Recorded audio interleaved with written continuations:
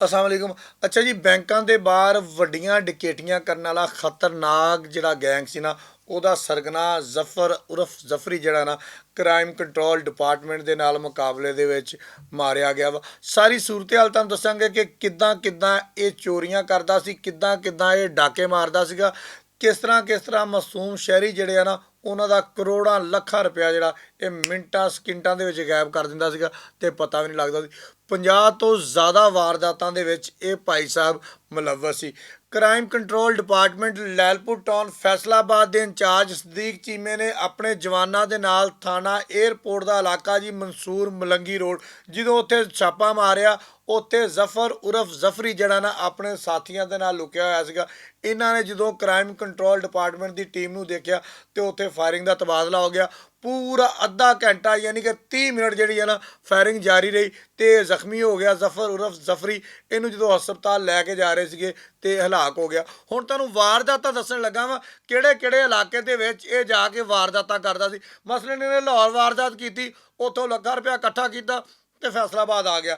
ਫੈਸਲਾਬਾਦ ਆ ਕੇ ਵਾਰਦਾਤ ਕੀਤੀ, ਇੱਥੋਂ ਲੱਖਾਂ ਰੁਪਇਆ ਇਕੱਠਾ ਕੀਤਾ ਤੇ ਗੋਜਰੇ ਚਲਾ ਗਿਆ। ਗੋਜਰੇ ਜਾ ਕੇ ਵਾਰਦਾਤ ਕੀਤੀ, ਉੱਥੋਂ ਲੱਖਾਂ ਰੁਪਇਆ ਇਕੱਠਾ ਕੀਤਾ ਤੇ ਨਾਲ ਹੀ ਟੋਭੇ ਵੜ ਗਿਆ। ਟੋਭੇ ਵਾਰਦਾਤ ਕੀਤੀ, ਉੱਥੋਂ ਪੈਸੇ ਇਕੱਠੇ ਕੀਤੇ ਤੇ ਨਾਲ ਹੀ ਲਈਏ ਚਲਾ ਗਿਆ। ਲਈਏ ਵਾਰਦਾਤ ਕੀਤੀ, ਉੱਥੋਂ ਪੈਸੇ ਇਕੱਠੇ ਕੀਤੇ ਤੇ ਫੱਕਰ ਚਲਾ ਗਿਆ। ਯਾਨੀ ਕਿ ਪੂਰੇ ਪੰਜਾਬ ਦੇ ਵਿੱਚ ਇੰਜ ਕਰਕੇ ਘੁੰਮਦਾ ਸੀਗਾ, ਜਿੱਥੋਂ ਪਤਾ ਲੱਗਦਾ ਸੀ ਪੁਲਿਸ ਸਾਡੇ ਪਿੱਛੇ ਲੱਗ ਗਈ ਆ ਤੇ ਦੂਸਰੇ ਸ਼ਹਿਰ ਚਲ ਜਾਂਦਾ ਸੀਗਾ, ਉੱਥੇ ਜਾ ਕੇ ਵਾਰਦਾਤਾਂ ਪਾਉਂਦਾ ਸੀ। ਤੁਸੀਂ ਅਕਸਰ ਦੇਖਿਆ ਹੋਣਾ ਵਾ ਕਿ ਬੈਂਕਾਂ ਦੇ ਵਿੱਚ ਵੱਡੀ ਵੱਡੀ ਵਾਰਦਾਤ ਹੁੰਦੀ ਸੀ, ਅੱਧੇ ਬੰਦੇ ਬੈਂਕ ਦੇ ਅੰਦਰ ਹੁੰਦੇ ਸੀ, ਅੱਧੇ ਬਾਹਰ ਹੁੰਦੇ ਸੀ। ਉਹਦਾ ਭਾਈ ਸਰਗਨਾ ਸੀਗਾ, ਇਹ ਜਨਾਬ ਉਹਨਾਂ ਦਾ ਵੱਡਾ ਅਫਸਰ ਸੀਗਾ। ਜਿੰਨੇ ਪੈਸੇ ਇਕੱਠੇ ਹੁੰਦੇ ਸੀ ਅੱਧਾ ਮਾਲ ਇਹਦਾ ਹੁੰਦਾ ਸੀ, ਬਾਕੀ ਅੱਧਾ ਉਹਨਾਂ ਦਾ ਹੁੰਦਾ ਸੀ। ਤੁਹਾਨੂੰ ਇੱਕ ਹੋਰ ਮਜ਼ੇ ਦੀ ਗੱਲ ਇਹਦੇ ਵਿੱਚ ਦੱਸਣ ਲੱਗਾ ਮੈਂ ਇਸ ਸਾਰੀ ਸਟੋਰੀ ਦੇ ਵਿੱਚ ਕਿ ਇਸ ਭਾਈ ਸਾਹਿਬ ਦਾ ਅੱਧਾ ਖਾਨਦਾਨ ਜਿਹੜਾ ਨਾ ਉਹ ਡਾਕੂ ਆ।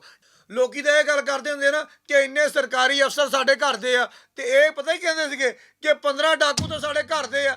ਯਾਨੀ ਕਿ ਚਾਚਾ ਮਾਮਾ ਤਾਇਆ ਜਿਹੜੇ ਬਾਹਰ ਖਲੋਤੇ ਹੋਏ ਆ, ਫੁੱਫਾ ਤੇ ਭਾਂਜਾ ਅੰਦਰ ਨੇ, ਖਾਲੂ ਤੇ ਸਾਲਾ ਜਿਹੜੇ ਆ ਉਹ ਬਾਹਰ ਨੇ। ਮਤਲਬ ਇੰਜ ਕਰਕੇ ਆਪਣੇ ਘਰ ਦੇ ਸਾਰੇ ਤੇ ਆਪ ਹੀ ਜਾ ਕੇ ਵਾਰਦਾਤਾਂ ਤੇ ਆਪਸ 'ਚ ਹੀ ਵੰਡ ਲਏ ਤੇ ਸਾਰਾ ਕੁਝ ਕਰ ਕਰਾ ਕੇ ਤੇ ਘਰ ਨੂੰ ਗਏ। ਹੁਣ ਤੁਸੀਂ ਦੱਸਣਾ ਵਾ ਕਿ ਕ੍ਰਾਈਮ ਕੰਟਰੋਲ ਡਿਪਾਰਟਮੈਂਟ ਦੀ ਕਿੰਨੀ ਵੱਡੀ ਕਾਰਵਾਈ ਆ ਕਿ ਫੈਸਲਾਬਾਦੀ ਕਿੰਨੇ ਨੁਕਸਾਨ ਤੋਂ ਹੁਣ ਬਚਣਗੇ। ਹੁਣ ਜਨਾਬੇ ਵਾਲੀ ਆਰਾਮ ਦੇ ਨਾਲ ਆਪਣਾ ਕੈਸ਼ ਫੜੋ, ਬੈਂਕ ਜਾਓ, ਜਿੱਥੇ ਮਰਜ਼ੀ ਜਾਓ, ਕੋਈ ਤੁਹਾਨੂੰ ਲੁੱਟੇਗਾ ਨਹੀਂ, ਕਿਉਂਕਿ ਇਹਨਾਂ ਦੇ ਅਕਸਰ ਜਿਹੜੇ ਲੋਕ ਨੇ ਨਾ ਉਹ CCD ਨੇ ਮੁਕਾਬਲੇ ਦੇ ਵਿੱਚ ਮਾਰ ਦਿੱਤੇ ਆ। ਬਾਕੀ ਜਿਹੜੇ ਰਹਿ ਗਏ ਆ CCD ਵਾਲਿਆਂ ਦਾ ਕਹਿਣਾ ਵਾ ਕਿ ਅਸੀਂ ਉਹਨਾਂ ਦੇ ਪਿੱਛੇ ਆ, ਬਹੁਤ ਜਲਦ ਜਾਂ ਤਾਂ ਉਹਨਾਂ ਨੂੰ ਗ੍ਰਿਫਤਾਰ ਕਰ ਲਿਆ ਜਾਏਗਾ ਜਾਂ ਜਿਹੜਾ ਇਹਦਾ ਅੰਜਾਮ ਹੋਇਆ ਫਿਰ ਇਹੀ ਹੋਣਾ ਵਾ। ਇਹ ਤੋਂ ਇਲਾਵਾ ਤਾਂ ਹੱਲ ਕੋਈ ਨਹੀਂ, ਕਿਉਂਕਿ ਜਿੰਨੀਆਂ ਇਹਨਾਂ ਨੇ ਵਾਰਦਾਤਾਂ ਕਰ ਲਈਆਂ ਜਿੱਡੇ ਖਤਰਨਾਕ ਨੇ, ਜਦੋਂ ਇਹਨਾਂ ਨੂੰ ਪੁਲਿਸ ਫੜਦੀ ਆ ਜਾਂ CCD ਵਾਲੇ ਜਾਂਦੇ ਆ, ਇਹ ਉਹਨਾਂ ਦੇ ਉੱਪਰ ਅੰਨ੍ਹੇਵਾਹ ਫਾਇਰਿੰਗ ਕਰ ਦਿੰਦੇ ਆ। ਹੁਣ ਤੁਸੀਂ ਦੱਸਣਾ ਵਾ ਕਿ CCD ਦਾ ਇਹ ਕੰਮ ਠੀਕ ਆ ਜਾਂ ਨਹੀਂ।